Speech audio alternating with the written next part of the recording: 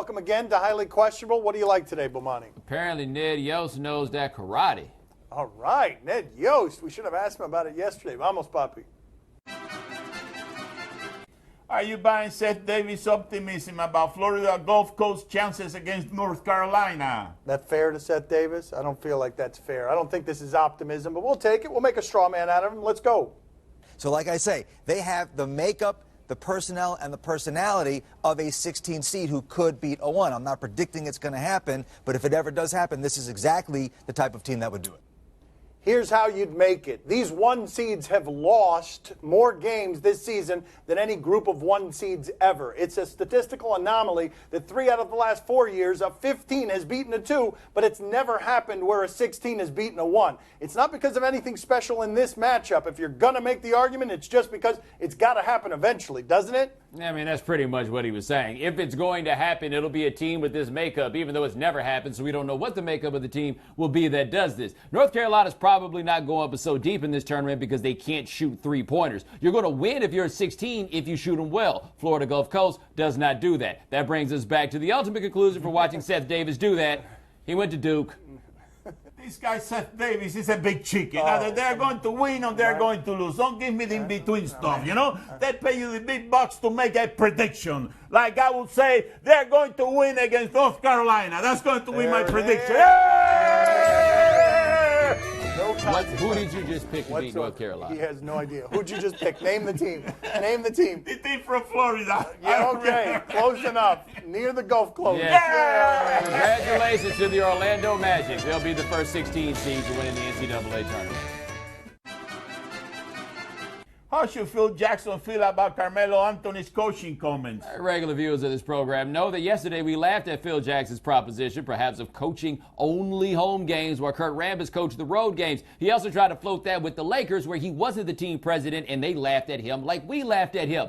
Guess who else is laughing? Carmelo Anthony, except he's not laughing because it's funny. He's laughing because he finds it patently ridiculous and says neither the team nor he would stand for this. If Phil Jackson were to try to do something like this, it is worth noting you would not have the respect of the people you're trying to coach. I do think, though, that nothing the Knicks say can possibly be construed as good at this point. So you've got a situation where what Phil Jackson is saying is ridiculous. Carmelo Anthony is saying that it's ridiculous, and a whole lot of folks are going to pound Carmelo Anthony with, shut up, Carmelo Anthony, you're the reason that we're in this situation, even though you're right on this one. What are you doing? Well, I'm looking through the paper trying to find out how many rings Carmelo has won so far. You know, I mean, he got a big mouth, so I figure, you know, the guy speaks from a position of authority. You know, I mean, a guy that, you know, has a hell of a track record. I think you found it right there. That's the number of rings that Carmelo Anthony has won. Right By there. the way, just as many rings as Phil Jackson has won while coaching 41 out of 82 regular season games. What's a smart of Bill Belichick to trade away his best pass rusher? It doesn't say Bella cheat there. You've got to be careful with the word cheat because the way you pronounce it makes it sound like something else. Cheat is what he said. The Patriots are in the wonderful position of anything they do seems smart because they're the ones doing it. This doesn't feel smart from here. Trading a guy, a young pass rusher, those are tough to get for offensive line help, but they do tend to do this before guys are done, and he's going to be expensive soon, as we saw from Olivier Vernon. Yeah, this isn't about being done. This is about the fact that Chandler Jones is going to be expensive and maybe, just maybe, something to do with the fact that he showed up at that police station that one time reportedly high off synthetic marijuana. They've got other guys they've got to re-sign. If there's one that you're not going to, it would be the guy that cost the most money and who got dropped off at a police station, perhaps high off of synthetic marijuana. But I think the trade's better for the Patriots in other ways. They don't have a first-round pick this year, so they got another second-round pick. Jonathan Cooper's been hurt, but he is very, very talented, and you saw what happened to Tom Brady in the AFC Championship game. They need somebody to protect him a little bit more than they need somebody to chase the other guy's quarterback. You know, what is with all these young kids and synthetic marijuana? What's wrong with all good-fashioned marijuana? That's the name of the game. Good old-fashioned marijuana. I tell you, marijuana has to feel like synthetic is giving it a bad name, though, right? No imitations. The real McCoy. Does this convince you that Ned Yost can beat the proud of you. I mean, I guess I had kind of maybe thought that beforehand. Old man strength is a powerful thing, but they had a motivational speaker come and talk to the Royals yesterday, and they do this with the motivational speaker. That's pretty impressive. I didn't have Ned Yost being able to do that. Yeah. Did you have the other guy being able to do it? Do you think any of them are actually able to do it, or do you think the motivational speaker brought the bricks that they give specially to motivational speakers Wow. in case somebody need to break some bricks to prove a point? Wow, you're questioning the authenticity of that. You're saying that that's not possible, that Ned Yost showed remarkable human strength. Show me the black belt. I don't see no black belts. Put that back up there right there. Now, Lou Ferrigno over there, maybe he could do it. But these other two cats? I know, but Lou Ferrigno and his friend are doing a lot more. They're doing twice as many. Yeah, I'm just saying. I got questions. You think Ned Yost just got all the determination up right there? Come on now, that doesn't work to motivate if he goes and he breaks his hand. Okay, guys, let's do this. Hold this piece of paper in front of me. Now. Hey, you don't need to be talking to me like that. That's it. I did it. One try. Yeah, that was kind of like when Michael Jackson would rip his shirt off. It was cut a little bit at the top. No, put two. Put two. We keep moving up. Yes. Yeah, that's not going to really work. Now, in fact, you're going to hurt me. Wait a second. No, you better. I think this has gone far enough. Yeah! Yeah! Celebrate this! Yeah! Coming up next on my son's TV show, we talk to Danny Trejo. All right. Can you explain to us how it comes to be that you are using marijuana at, what was it, 11 years old, 12 years old? No, I'm using out. heroin, excuse me. Using heroin at 11 years old. You were using marijuana long before that. At 12, my uncle turned me on to grass when I was about 8 years old. Joining us at the beach today is Danny Trejo. Very scary man in a lot of movies. He's promoting his new restaurant, Trejo's Tacos, which will be opening in L.A. soon. The food is locally sourced and everything is fresh and made to order. Let's get to know him a little. Your path, your journey has been kind of insane. We'll get to some of the details in a second here. But what would you point to and say, this is the craziest thing in my life? This was the most nuts on my journey. This was the most dangerous time, or this is the detail that is scariest? I ain't got nothing too scary. I mean, staying in prison for a while was a little scary, and I think probably getting out of prison the last time was the scariest thing in my life. And then thank God I trusted in God. Well, why was the second time you got out scariest?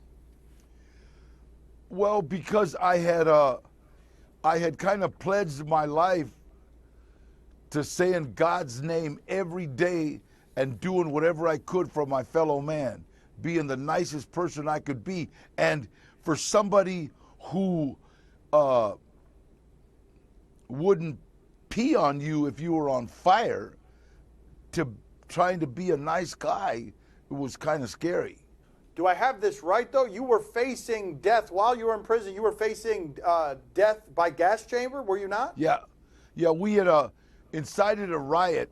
It was alleged that we incited a riot. Me, Ray Pacheco, and Henry Quijada, and they passed away in robbery. So, and so I kind of just made a deal. Hey, just let me die with dignity, and I'll say your name every day, and I will do whatever I can for my fellow man. Can you explain to us how it comes to be that you are using marijuana at, what was it, 11 years old, 12 years old? No, I'm using out. heroin, excuse me. Using heroin at 11 years old. You were using marijuana long before that. At 12, my uncle turned me on to grass when I was about 8 years old. And I know people think, oh my God, but when you start smoking marijuana, you turn things on. You get like puppies loaded, and all of us have seen little parakeets at the bottom of the cage because we got them loaded. And I just happened to be there when my uncle and his friends were smoking weed, and they got me loaded. And so I smoked weed from about 8 to 12, and then when I was about 12, he gave me a fix of heroin, and that's what we did. And he's not a bad guy. He's not a bad guy. People say, well, that was child abuse. I thought it was sharing, sharing and caring. So it's all just that's the way I grew up. Can you describe for us the most reckless time in your life, how old you were and what you were doing? Well, yeah, when I was about, I guess, 15, 16, and running with a group called the Ulans and doing basically robberies whenever we needed money. So you were a good criminal. You were good at it and you liked it. Well, I got caught, so I must not have been that good. I was about to ask. You went to jail twice. I didn't want to evaluate your criminal talent, but I did, Well, that you got caught. It sounds like you weren't caught every time. It sounds like there were a lot of times you weren't caught. That you would be caught once doesn't make you a bad criminal. Let me say this. There's no such thing as a successful criminal, okay? You have got three alternatives to using drugs and criminality. You've got death, institutions, or insanity. That's it. That's what you got. Otherwise, nobody is a criminal forever. Nobody is a drug addict forever. You're going to get caught. Prisons are full of people that thought they weren't going to get caught. You've been sober for 4 decades now, correct? 4 decades? Yeah, 47 years now. When did you realize, or did you realize, it's out of control, though? I've got to fix this. This is rock bottom when it comes to this. Cinco de Mayo, 1968, when I was in that hole, and I made that promise, and I this is it. I'll either change my life right now and get drugs and alcohol out of it, because I knew that was the catalyst for my behavior was drugs and alcohol. Took them out of my life, and then I could start working on myself. Even a good psychiatrist will tell you you have to take care of not incarcerating. I mean, we've got kids 6, 7, 8, 9, 10 years old that are already being earmarked for prison. I have a little cousin, my cousin Gilbert. He went to prison when he was 17 years old. He's going to be 53, and he's just coming out. Now, this is like, how do you expect this guy to make it in today's society? He's never used a cell phone that hasn't been up somebody's. I mean, literally, this guy's just coming out. And my job and a community's job is to say, well, look, we know you are like a babe in the woods, and we want to help you. That's our job. What did your first professional break look like? I walked onto a movie set of a movie called Runaway Train with John Voight and Eric Roberts. And really, I was there to help some kid that wanted to try to stay clean. And I happened to run into a friend of mine, Eddie Bunker, but I didn't recognize him. They asked me if I wanted to be an extra, and I said, an extra what? And they said, can you act like a convict? And I thought it was kind of funny. I said, yeah, I'll give it a shot. You know, I've been in every prison in the state of California. I took off my shirt, and I have that big tattoo on my chest. And a tattoo is kind of a, that was done in prison. It's not like I love my mom. It's not like God bless America. I was in the Army. It's just a straight out prison tattoo. And yeah, it is. Tick, tick, tick, tick, with needle and thread. We finally got a Danny around here my father likes. Go ahead, Papi. Go ahead. Danny, what does your romantic side look like? Okay, there it is. That's excellent work. You got to give me more details That's all on he's that. giving you. No, he doesn't. That's enough. Thank you, Danny, for being on with us. We appreciate it, sir. God bless you. Thank you. Thank you very much. Gracias, Danny. Trejo's Tacos. Don't forget. I know. Tacos. I love tacos. Yes, he does. Me down. Cosamon, wipe me down. Cosamon, wipe me down. Shoulder, chest, pen, shoes, shoulder, chest, pen, shoes, wipe me down. Questionable is broadcast from the Clevelander Hotel on beautiful South Beach, Miami. Time to play the game that has trouble making meaningful and lasting connections. Do you question? You give us topics and events. We question. Do you question if coach should have benched his son after this? All right, the Clippers have been on the business end of a couple of debaclings to some of the top teams in the league. They caught one from the Cavs, then they caught one from the Spurs, and I'm guessing Austin Rivers did something there. Tell you what, they've done a heck of a job of hanging in there. Game's still close here. Oh, Austin, that looked like it hurt his pride. That looked like it hurt his back. I'll say his shoulder. Oh. And he got denied by Kyle Anderson, who we all know cannot jump. Like, at all. Like, over the pieces of paper that are on this desk, he cannot leap over. Yeah, you got to take him out of the game just to, give him a place to hide. Can we marvel at the end of that video real quick? Look at the Spurs who are out there. This is one of the most overwhelming teams we've ever seen. There's a bald spot running down the court. Was Boris Diaw out there? There's a heavy guy. Is David West. There's Anderson. There's Patty Mills. That's one of the best teams you've ever seen, ladies and gentlemen.